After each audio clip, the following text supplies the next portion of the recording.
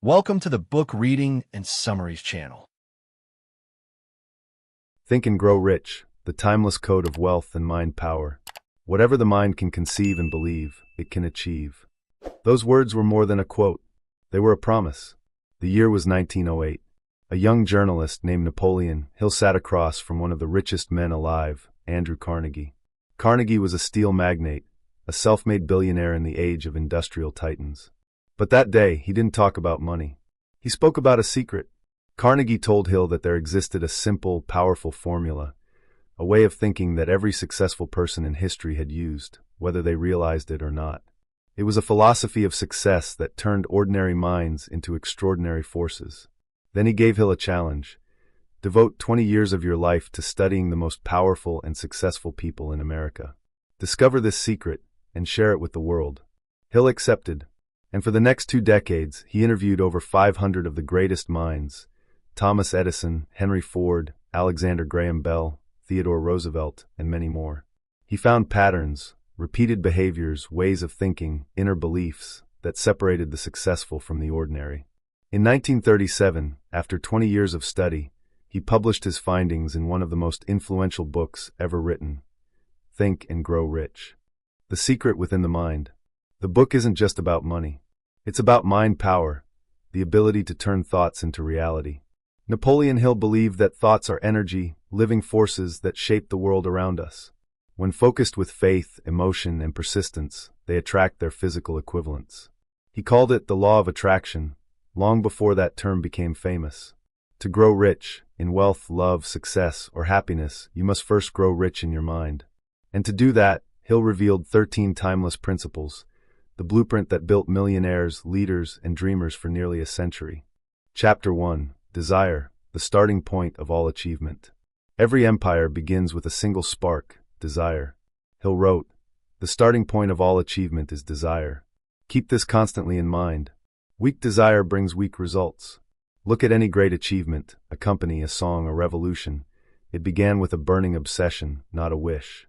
Wishing for wealth is common, but desiring it so strongly that you're willing to plan, work, sacrifice, and persist, that's rare. Desire is not daydreaming. It's definite. It has direction. It's the fire that wakes you before sunrise, the force that keeps you working long after others have quit." Hill tells the story of Edwin C. Barnes, a man who dreamed of working with the great inventor Thomas Edison. He had no money, no education, and no connections. But he had one burning thought: I will work with Edison.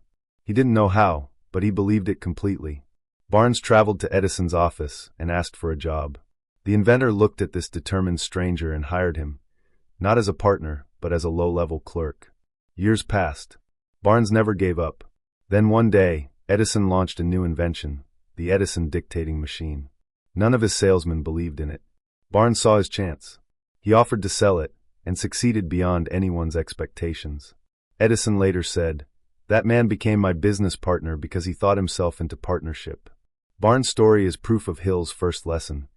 Fire when your desire becomes an obsession. Life rearranges itself to make it real.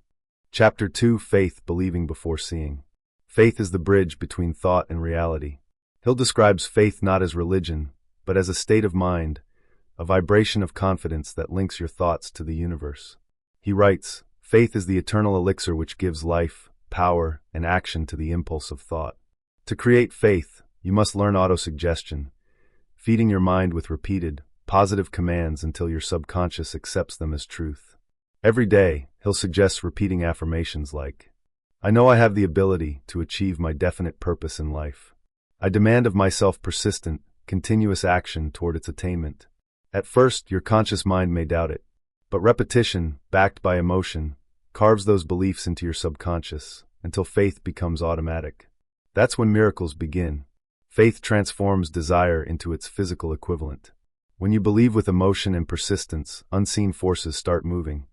Opportunities appear, people align, energy shifts. As Hill says, whatever the mind can conceive and believe, it can achieve. Chapter 3. Autosuggestion, the power of repetition. Your mind is like fertile soil. Whatever you plant, fear or hope, doubt or belief, it grows. Autosuggestion is the method of planting. Every day you speak to yourself thousands of times, consciously or not. Most people fill that inner dialogue with negativity. I'm not good enough. I'll never make it. He'll teaches you to reprogram that voice. He says, your subconscious mind takes any orders you give it, in spirit of absolute faith. So he created a formula. Write down your definite goal in life. Repeat it aloud morning and night. Visualize yourself already possessing it. Feel the emotion of success as if it's real. This process, over time, aligns your subconscious with your conscious goal, turning thought into habit and habit into reality. Autosuggestion is how you train belief. It's how Edison invented, Ford built, and every dreamer persisted long after logic said stop. Chapter 4. Specialized Knowledge, the Power of Knowing What Matters. Knowledge alone is not power. It becomes power only when organized and applied. Hill reminds us, the world has plenty of educated derelicts. Success doesn't come from knowing everything. It comes from knowing something deeply and using it effectively. He calls it specialized knowledge, the kind of focused understanding that creates value. Henry Ford, for instance, didn't know how to build an engine himself, but he surrounded himself with people who did. He built a network, what Hill calls the mastermind. Through cooperation and shared vision, knowledge multiplies. That's why every great leader builds a team, people with skills they lack, united by one goal. In your journey to wealth, you don't need to know it all. You just need to know what matters most, and find those who know the rest. Chapter 5. Imagination, the Workshop of the Mind. He'll believe that imagination is the most powerful workshop ever created. It's where plans are born, ideas are shaped, and dreams take form. There are two kinds of imagination. Synthetic imagination, rearranging existing ideas into new combinations. Creative imagination, connecting with what Hill called infinite intelligence, a higher realm of inspiration. Every invention, every song, every revolution began in someone's imagination. Edison imagined a light bulb. Ford imagined cars for every family. Carnegie imagined an empire of steel. The difference between fantasy and creation lies in faith and action. When you combine desire plus imagination plus faith, the universe bends toward your vision. As Hill wrote, ideas are the beginning points of all fortunes. No one ever is defeated until defeat has been accepted as a reality. Napoleon Hill. The dream has been imagined. The desire has been born. Now comes the test, the real world. Between your dream and its fulfillment lies a battlefield. And here, Hill introduces the next weapons of the mind: organized planning, decision, persistence, and the power of the master mind. Chapter 6. Organized Planning, Turning Thought into Action. Every dream must wear the armor of a plan. Desire without a plan is a wish. Desire with a plan becomes a destiny. Napoleon Hill writes, you must translate desire into its physical equivalent through organized, intelligent planning. The people who succeed are not necessarily the smartest or the strongest, but those who can organize ideas into action. He studied every self-made millionaire he could find. They all had one thing in common. They planned their work, and they worked their plan. Hill suggests forming a team, what he calls a mastermind group, people who share your vision and contribute their knowledge to your purpose. Even Henry Ford, one of the greatest industrialists in history, wasn't a one-man genius. He built a circle of specialists, engineers, financiers, and dreamers, and used their minds as extensions of his own. Your plan, Hill says, should be practical and flexible. If it fails, rebuild it. Failure is never final, it's just information. Temporary defeat should only mean one thing, that something is wrong with your plan.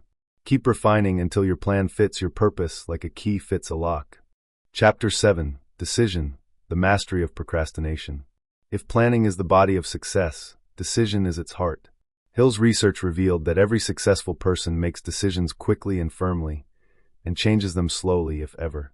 In contrast, unsuccessful people hesitate, doubt, and let others decide for them. This chapter was inspired by what Hill saw in Henry Ford. Ford was famous for sticking to his decisions, sometimes stubbornly, even when the world laughed at him. When critics mocked his Model T, he stayed the course. Years later, his persistence made him one of the richest men alive. Hill writes, the world has a habit of making room for the man whose words and actions show that he knows where he is going. Indecision kills dreams. It paralyzes potential. In your journey, you will hear voices, the doubters, the cynics, the fearful. But the only voice that matters is your own conviction. Once you make a decision, the universe starts to rearrange itself in your favor. Because decision creates momentum, and momentum creates destiny. Chapter 8. Persistence, the sustained effort to induce faith. There's a moment in every dream when the road turns dark, when you've done everything right, and nothing seems to work. That's when most people give up. But Napoleon Hill calls this the testing ground of faith. He writes, "Most great people have achieved their greatest success just one step beyond their greatest failure. Persistence is the price you pay for belief. It's the muscle that carries your dream through storms, doubt, and exhaustion." Hill shares a story, the story of a man who quit 3 feet from gold. During the Colorado Gold Rush, a miner named Darby dug for months without finding a thing. Finally, he gave up, sold his equipment, and walked away. The new owner dug just a little further, 3 feet, and struck one of the richest gold veins in history. Darby learned from that mistake. Later, he built a fortune in the insurance business by applying persistence. He never quit again. Persistence doesn't guarantee immediate victory, but quitting guarantees defeat. Hill advises building persistence through 4 key habits. A definite purpose, backed by a burning desire. A clear plan. A mind closed to negative influences. A friendly alliance with supportive people. When your purpose is strong enough, persistence becomes instinct. Chapter 9. The power of the mastermind, the driving force. Hill believed no individual ever achieved great success alone. He defined the mastermind as the coordination of knowledge and effort of 2 or more people who work toward a definite purpose in a spirit of harmony. This is more than teamwork. It's a psychological fusion, a blending of minds that creates a third, greater mind. Hill compared it to an electric battery. One battery produces a small spark, but connect several together, and the energy multiplies. He observed that every titan of industry had a mind alliance : Edison had his laboratory of inventors. Carnegie had his trusted circle of executives. Ford had his network of industrial experts. Through cooperation, their ideas grew stronger, clearer, unstoppable. Hill even believed that when minds work together in harmony, they generate a form of spiritual energy, connecting to what he called infinite intelligence. This is why your environment matters. Your circle can either drain your power or magnify it. If you want to rise, surround yourself with people who see beyond limits. People whose energy uplifts your own. Because in the end, success is never a solo performance. It's a symphony. Chapter 10. The mystery of sex transmutation, the most misunderstood power. This chapter is one of Hill's most controversial and most profound. He calls sexual energy the most powerful of all human desires. But rather than suppressing it, he teaches us to transform it. Transmutation means changing the form of energy. In this case, turning physical passion into creative force. Hill observed that the most successful men he studied were highly driven by emotion, often sensual, romantic, passionate individuals. But they had learned to channel that energy into their work, their art, their leadership. He writes, "The transmutation of sex energy calls for the exercise of willpower to lift this emotion into a higher plane. That fiery energy, when redirected, becomes enthusiasm, inspiration, and genius. Think of great artists and leaders. Their magnetism, their charisma, their drive, all are forms of redirected passion. He'll believe this energy awakens the creative imagination, linking you directly with infinite intelligence, the source of new ideas. Sex transmutation is not about denial. It's about transformation. It's about taking one of the most primal human forces and turning it into fuel for greatness. The common thread. At this point in the journey, Napoleon Hill's philosophy reveals its rhythm, its inner structure. Every chapter builds upon the last. Desire gives you purpose. Faith gives you belief. Autosuggestion programs your mind. Specialized knowledge gives you power. Imagination gives you vision. Organized planning turns that vision into steps. Decision keeps you firm. Persistence keeps you moving. The master mind amplifies your strength. Sex transmutation fuels your creativity. Each principle alone is strong, but together they form a living system. A blueprint for turning invisible thought into visible results. Hill's genius wasn't in inventing these truths, it was in organizing them. He gave words to something humanity had always known, that everything begins in the mind. There are no limitations to the mind except those we acknowledge. Napoleon Hill. The journey now turns inward. You've shaped your desire, built your faith, planned your path, and persisted against doubt. Now, Hill invites you to step into the mystery of the human mind, the unseen engine behind every success story. It is here, beyond logic and effort, that thought becomes creation. It is here that invisible forces, memory, emotion, intuition, vibration, join together to bring your dream to life. Chapter 11. The Subconscious Mind, the Connecting Link. The subconscious mind is a bridge between your conscious thoughts and the infinite intelligence of the universe. It never sleeps. It never stops listening. It absorbs every thought, emotion, and belief you feed it, and expresses those as actions, habits, and results. Hill describes it as the sending station of the human brain. Whatever you plant in it, faith or fear, abundance or scarcity, it will manifest. He writes, "You cannot entirely control your subconscious mind, but you can voluntarily hand over to it any plan, desire, or purpose you wish transformed into reality." The subconscious responds most powerfully to emotion. That's why autosuggestion, repeating your goals aloud, with feeling, is so vital. Cold logic doesn't move the subconscious. Emotion does. When you combine emotion, repetition, and imagination, you reprogram your inner world. Hill advises filling your mind with the 6 positive emotions: desire, faith, love, sex, enthusiasm, and hope, and eliminating the 6 negative ones: fear, jealousy, hatred, revenge, greed, and superstition. Because your subconscious does not judge. It simply reflects. Like a mirror, it shows you the image you project most often. Feed it daily with thoughts of success, and it will rearrange your world to match them. Chapter 12. The Brain, a broadcasting and receiving station for thought. In this chapter, Hill steps beyond psychology into the realm of energy.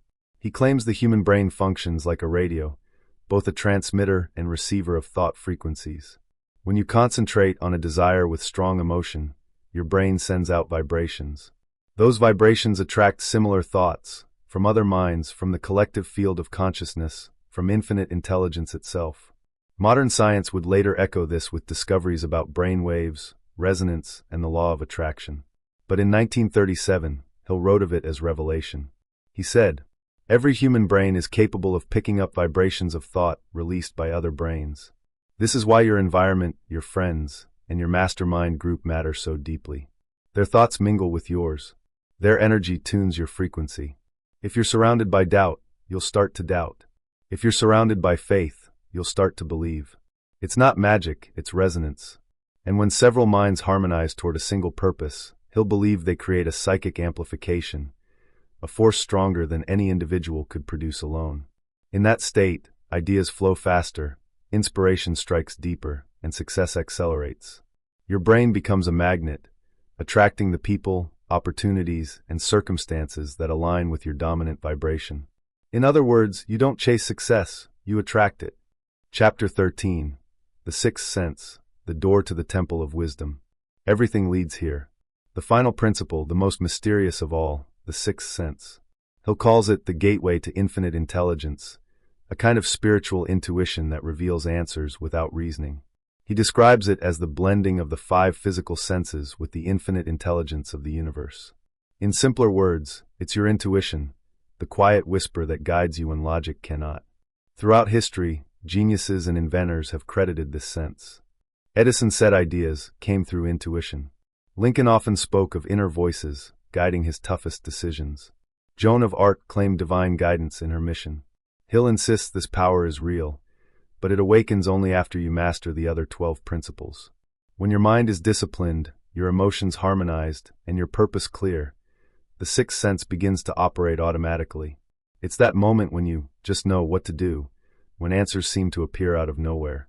Hill writes, "Through the aid of the sixth sense, you will be warned of impending dangers in time to avoid them, and notified of opportunities in time to embrace them." To Hill, this was the final proof that thought truly connects to a higher realm, a realm where all knowledge, ideas, and inspiration already exist, waiting to be received. He called it infinite intelligence, and he believed that when your mind vibrates in harmony with that force, you become unstoppable. The mind as an engine of creation. By now, Hill's philosophy forms a complete cycle. Desire ignites the dream. Faith strengthens it. Autosuggestion plants it in the subconscious. Specialized knowledge and imagination give it structure.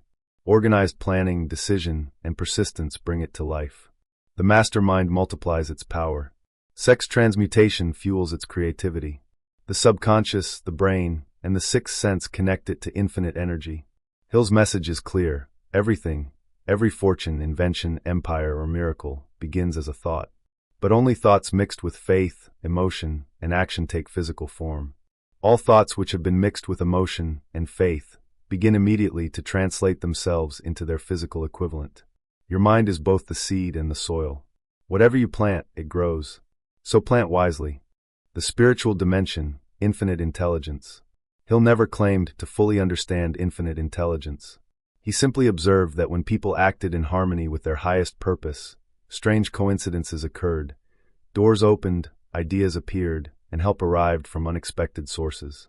He saw this pattern again and again among the greats, Carnegie, Edison, Ford, men who trusted something beyond logic. He believed infinite intelligence was a universal source, the same force that shapes the stars, moves the tides, and breathes life into every human dream. To connect with it, you must quiet doubt and open faith. Faith, he said, is the vibration that aligns you with infinite intelligence, like tuning your mind to a higher frequency. In that frequency, intuition flows effortlessly. Inspiration feels divine. And you no longer force success, you flow toward it. The inner revolution. Napoleon Hill's work was more than self-help. It was mental alchemy, a guide to turning invisible thoughts into tangible gold. He wasn't preaching superstition, but a science of the mind, a discipline of focus, belief, and emotion. Hill showed that the real secret of success isn't found in wealth, luck, or privilege, but in the control of one's own mind. Because if you can't master your thoughts, you can't master your destiny. He wrote, "You are the master of your fate, the captain of your soul, because you have the power to control your thoughts." That's the heart of Think and Grow Rich. It's not about getting rich for greed's sake, but about becoming the kind of person who can create abundance in every area of life. A person with purpose, a person with faith, a person with vision. The symphony of success. Imagine, for a moment, all 13 principles as musicians in a grand orchestra. Desire plays the opening note, fierce and alive. Faith harmonizes with its steady rhythm. Autosuggestion keeps the melody repeating. Imagination paints colors in the air. Decision strikes sharp like a drum. Persistence builds the crescendo. The master mind expands the sound. Sex transmutation gives it fire and passion. The subconscious mind adds the echo beneath. The brain carries it through space. The sixth sense guides its timing, perfectly mysteriously. And at the center stands you, the conductor. When you master your mind, you conduct the symphony of your life. You transform thought into sound, vibration into creation. That is the essence of Napoleon Hill's message. Truly, thoughts are things, and powerful things, when mixed with purpose, persistence, and a burning desire. If you can conquer yourself, you can conquer the world. Napoleon Hill. After teaching how to shape desire into wealth, Hill turns to the last enemy. It is not poverty. It is not competition. It is not even failure. It is fear. For Hill, fear is the invisible chain that binds most minds, keeping humanity from ever touching its full potential. And so, before you can grow rich in any form, you must first defeat fear itself. Chapter 14. The 6 Ghosts of Fear. Hill calls them ghosts because they haunt every person, unseen yet powerful. He identified 6 basic fears that control human behavior. The fear of poverty, the fear of criticism, the fear of ill health, the fear of loss of love, the fear of old age, the fear of death. He writes, "Fears are nothing more than states of mind, but the mind that is filled with fear cannot be occupied by faith." The fear of poverty. This is the most destructive of all, the root of hesitation, worry, and limitation. It paralyzes action and kills imagination. Hill warns, the fear of poverty is a state of mind, nothing else. But it is sufficient to destroy one's chances of achievement. The cure? Replace fear with definite purpose and faith in abundance. When you believe the world is full of opportunity, your subconscious begins to see it everywhere. The fear of criticism. The fear of what others think prevents most people from ever daring to try. Hill reminds us, every great leader, inventor, and dreamer was once mocked. But those who persist through criticism become legends. He writes, "If you allow the opinions of others to control your actions, you will have no desire of your own. To grow rich, in spirit or in wealth, you must learn to think independently. The mastermind group, chosen wisely, is your shield. People who uplift, not judge, who believe, not doubt." The fear of ill health. Hill noticed that worry about health often becomes a self-fulfilling prophecy. He says, "Thoughts of illness develop illness.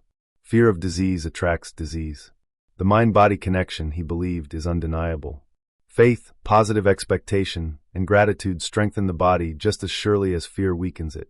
So feed your mind health, and the body will follow. The fear of loss of love. Jealousy, suspicion, and possessiveness, these destroy relationships and peace of mind. He'll believe that love, when pure, is one of the greatest creative forces, equal in energy to sex transmutation. But fear twists love into control and dependency. To overcome it, he urged developing self-respect, confidence, and trust in abundance, the belief that love is infinite, not scarce. When love flows freely, without fear, it creates harmony, the vibration in which success thrives.